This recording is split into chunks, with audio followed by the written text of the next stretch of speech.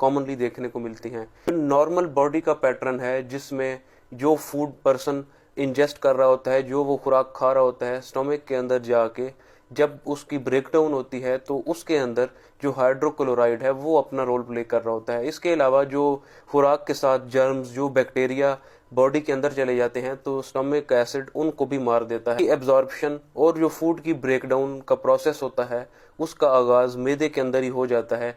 तो इसके लिए भी जो एसिड होता है वो बहुत ज्यादा अहमियत का हामिल है। एसिडिक पीएच है वो अल्कलाइन साइड पे चली जाए, जो एसिडिक प्रोडक्शन है वो कम हो जाए, बॉडी का सिस्टम होता है वो डिस्टर्ब होना शुरू हो जाता है। जितने बैक्टीरिया पहले इनएक्टिव फॉर्म में थे या स्टोमिक का एसिड उनको किल कर देता था, वो अब अपनी एक्टिव फॉर्म में आना शुरू हो जाते हैं। इसके अलावा जो विटामिन और मिनरल्स के एब्जॉर्प्शन के अंदर इसका रोल था, तो उनकी एब्जॉर्प्शन का प्रोसेस वो भी स्लो डाउन हो जाएगा। और जो मेन रीजन जो एसिड रिफ्लेक्स की रीजन बन रहा था